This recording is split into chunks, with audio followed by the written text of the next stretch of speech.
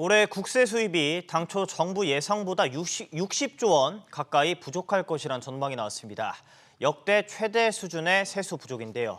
국세 수입이 줄면서 정부가 지방자치단체에 보내는 지방교부세도 크게 줄어들 것으로 보입니다. 신채영 기자와 짚어보겠습니다. 정부가 세수 부족을 공식화했죠. 네, 기획재정부는 어제 올해 세수를 다시 추계한 결과 국세 수입이 341조 4천억 원 정도로 예상된다고 밝혔습니다. 당초 예상보다 약 59조 원 적은 규모입니다. 기재부는 기업 실적 악화와 부동산 등 자산시장 침체, 경기 둔화가 동시에 겹치면서 국세 수입이 줄었다고 밝혔는데요. 법인세는 25조 4천억 원, 양도세는 12조 2천억 원 덜 거칠 걸로 추산됐습니다. 올해 국세 수입이 줄면서 지자체와 교육청에 보내는 지방교부세와 지방교육재정교부금도 23조 원 줄어들 전망입니다. 정부는 외국환 평형기금을 비롯한 기금 여유재원 등을 통해서 세수 결손을 메우겠다는 계획입니다. 네, 다른 소식도 보겠습니다. 원희룡 국토교통부 장관이 오피스텔과 같은 비아파트 공급 규제 완화를 언급했죠.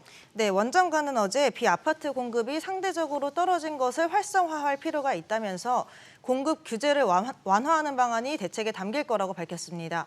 정부는 추석 전인 다음 주 초에 공급 대책을 발표할 가능성이 큽니다.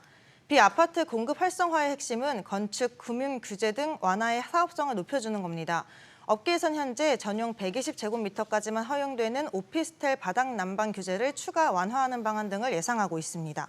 네, 산업계 소식도 보겠습니다. 현대자동차 노사가 단체 교섭을 완전히 마무리했죠. 네, 현대차 노조는 어제 전체 조합원을 대상으로 올해 임금 단체 협약 잠정 합의안 찬반 투표를 진행한 결과 약 59%가 찬성해 가결됐다고 밝혔습니다. 올해 합의안에는 기본급 11만 1,000원 인상 등이 담겼습니다. 이번 가결로 현대차 노사는 2019년부터 올해까지 무분규 타결을 이어가게 됐습니다. 한편 정의선 현대차 회장이 다음 달 사우디아라비아를 찾을 걸로 전해졌습니다. 정 회장은 사우디를 방문해 전기차 현지 공장 건설 계획을 구체화할 걸로 보입니다. 네, 마지막 소식으로 SK와 넷플릭스가 망 사용료를 듣고 소송을 벌였었는데 이젠 친구가 됐습니다. 네, 앞서 두 기업은 망 사용료 지불을 둘러싸고 지난 2020년 4월부터 법적 분쟁을 겪어왔는데요.